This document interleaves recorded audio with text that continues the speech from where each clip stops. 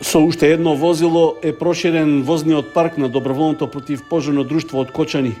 Во кругот на друштвото пристигна возило цистерна, што ќе служи како поддршка за снабдување со вода на интервентното возило за гаснење пожари. Возилото е набавено од Словенија, од волонтерското противпожарно друштво од градот Рогашка Слатина, а буџетски средства обезбедија општините Кочани, Зрновци и Чешиново Облешево, чија територија е под надлежност на кочанските пожарникари. Се работи за противпожарно возило пратечко цистерна со носивост од 5000 литри вода. Ова возило ќе биде од голема корист за ДПД Кочани, секако дека и за територијалната противпожарна единица. Возилото доаѓа од Рогашка Слатина, Словенија. Возилото е набавено од средства добиени од општина Кочани, општина Чешиново Облешево и општина Зрновци. Затоа сме особено благодарни, затоа што уште од самиот почеток кога ги започнавме разговорите за набавка на ова возило, тие беа на позитивна страна со размислување дека да, секако дека е потребно едно вакво возило и останаа доследни на зборот и со нивна помош успеавме едно вакво возило да го имаме во нашиот возен парк. Во најскоро време ќе ни пристигне едно патничко возило с кое ќе превезува 9 пожарникари, кое ќе биде наменето за технички интервенции, односно за поплави и друг вид останати технички интервенции. До премувањето на доброволното противпожарно друштво минатата недела го помогна и Ротари клубот од Ново место, Словенија, кој донираше уреди и алати за интервенции, како и униформи и опрема за лична заштита. Пожарникарите волонтери од Кочани организираат и донаторска акција за собирање парични средства за уште едно теренско пикап возило. Тоа ќе биде наменето за превоз на помошна противпожарна и друга опрема. Истовремено, пожарникарите упатија апел до граѓаните и до стопанските субјекти да се вклучат со своји донации, за да можат до крајот на годината да ја реализираат набавката и на ова возило. Во рамки на одбележувањето на Светскиот ден на книгата и авторското право, Општинската библиотека Искра од Кочани ги прогласи и награди најдобрите читатели во категориите за ученици и возрастни. Признанија беа доделени за читателите во подрачната библиотека во населбата Оризари, како и за централната во Кочани. Најпрви имавме прогласување на најдобри читатели во подрачната библиотека во населба Оризари. Тоа беа Теодора Захариева, ученичка во 4-то оделение во Основното училиште Крсте Петков Мисирков, и Ирена Спасова во категорија на возрастни. Читателите ги избираме според однапред определени критериуми, а тоа е број на прочитани книги и редовноста при нивното враќање. Во градската библиотека во Кочани најдобри читатели во категорија возрастни е Мичо Цеков, а во категорија деца Ана Николова. Манифестацијата беше збогатена и со гостувањето на авторката Елеонора Николовска од Скопје, при што беше промовирана и низината збирка Расказите раскажуваат. Јас сум авторка на стихозбирката Чекајќи го животот да се случи. Ова е мојата втора издадена книга. Расказите раскажуваат. Сметам дека би требало да споменам дека книгата е наградена и како резултат на тоа е подпомогната од фондацијата Такец. Книгата се состои од 14 раскази, меѓутоа не е за одредена целна група, што значи не е одредена возраст. Би можеле сите да најдат по еден расказ што ќе им се допаѓа од семејството, од најмала до најголема возраст. На манифестацијата по повод одбележувањето на Светскиот ден на книгата и авторското право беше пренесена и пораката на македонски јазик што ја напише професорката Ана Стојановска, како и пораката од генералната директорка на УНЕСКО Одре Азуле, која ја напиша светската порака. Во одбележувањето на Светскиот ден на книгата се вклучија и членови на литературниот клуб Копнеш, кои се представија со своји авторски творби.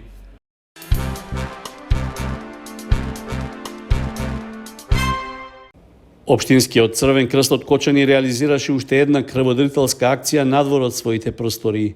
Се работи за младинска акција што се одржа во Средното општинско училиште Гошо Викентиев, а во соработка со Институтот за трансфузиологија од Скопје. Апелот за учество што го упатија од Црвениот крст се однесуваше на сите средношколци, студенти и млади лица да направат мал гест што може да значи голема промена во животот на лицата на кои им е потребна драгоцената течност. Во текот на календарската година Црвен крст Кочани реализира две младински акции. Едната е на пролет и најчесто на есен, со тоа што наша цел е да мобилизираме што повеќе млада популација да се вклучи во процесот на дарување на крв, бидејќи знаеме дека доброволното дарување на крв е единствен начин за задоволување на крвните продукти и резерви, а токму младата популација е таа која треба да се вклучува во крвородителството со цел да можеме да ги обезбедуваме и задоволуваме крвните потреби. Воедно е корисна приликата, ова е шеста акција која реализираме годинава. Воедно е корисна приликата да ја најавам и редовната крводарителска акција која ќе се одржи на 27 април овој месец, последниот четврток од месецот, редовна акција која ќе трае од периодот од 8:30 до 14 часот во просториите на Црвениот крст во Кочани. На акцијата во Кочанското средно училиште крв даруваа вкупно 29 млади лица. Од нив 11 за прв пат се вклучија во хуманото крводарителско семејство. Од Средното општинско училиште Гошо Викентиев истакнаа дека имаат добра соработка со Кочанскиот Црвен крст, а резултат на тоа се успешните крводарителски акции. При тоа упатија благодарност за придонесот до сите млади кои учествуваа во акцијата. Шаховскиот клуб Кочани викендов беше организатор и домакин на вториот мемориален турнир Тодор Милосиев Тошо, на кој учествуваа 25 шахисти од општините Кочани, Свети Николе, Македонска, Каменица и Чешиново Блешево. Турнирот се одржува во спомен на долгогодишниот тренер и претседател на клубот, кој е една од шаховските легенди на Кочани, а почина пред 2 години како последица од COVID-19. На турнирот учесниците се напреваруваа во детска, младинска и сениорска конкуренција. Се играше по швајцарски систем во трајање по 10 минути во 7 кола. Организаторите на турнирот истакнаа дека радува фактот што во споредба со минатата година интересот за учество годинава е двојно поголем, а половина од учесниците се момчиња и девојчиња до 15 годишна возраст. Со тоа се исполнува целта за мотивирање на младите да ги откриваат тајните на шахот. Освен нив, имаше и неколку учесници кои се познати шаховски имиња во државата, а кои се гордост на Кочанскиот шаховски клуб кој беше меѓу најдобрите на национално ниво. Со организирањето на турнирот продолжуваат напорите за оформување на младинската шаховска школа, што беше една од заложбите на поранешниот претседател Милосиев. Тодор Милосиев ги учеше младите, беше еден од легендите на кочанскиот шах. Он имаше големи амбиции за младите деца за шахот за Кочани. Ја како шампион на 15 години на Кочани, очекуваме од младите некој да ме замени мен. Направена е организација у Венецуела. У 5 школи е направено да учат децата школа, у 5 да не учат. У тие 5 школи се училе децата шах. Кога се дали задачи по математика, решавале се ги за 15 минути, а дека не се училе децата за 45 минути. Значи 3 пати побрзо се ги решале тие. И треба децата да ги терате да играат шах. Ние како организатори на шаховскиот клуб Кочани ќе организираме некои игри. Во сениорска конкуренција победничкиот пехар го освои искусниот Гоце Ѓоргиев кој беше победник и минатата година. Кај младите до 18 години најдобар беше Леон Стефанов, а првото место со изброј бодови во детска конкуренција до 10 годишна возраст го поделија Матеј Диванисов и Андреј Јовановски. Во женска конкуренција победи Јована Давидкова, која е 4-кратна државна првенка и учесничка на Европското и на Светското првенство во шах. Освен признанијата, победниците добија и подароци, а на младинците им беа врачени и парични награди. Мемориалниот шаховски турнир се одржа со подршка од семејството на поранешниот претседател на Кочанскиот шаховски клуб, а под покровителство на општина Кочани.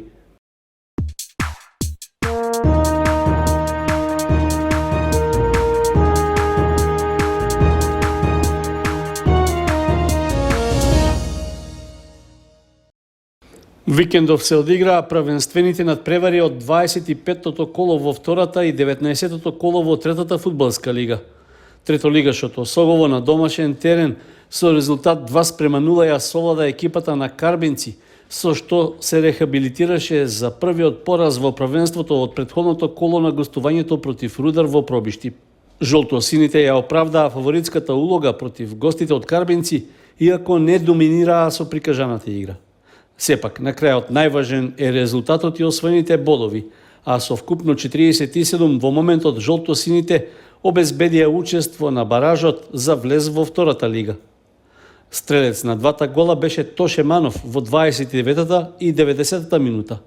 Второ пласираното Овчеполе заостанува 7 бода за Досогово, а во следното коло ќе биде слободно, со што постигнатите резултати во последните 3 кола до крајот на првенството нема да влијаат на пласменот. Во следното коло Осогово ќе гостува во Делчево против Брегалница сениори. Во првенството на втората фудбалска лига, во 25-тото коло Слога 1934 на стадионот во Виница го пречека Тетекс, а средбата заврши со нерешен резултат 1:1.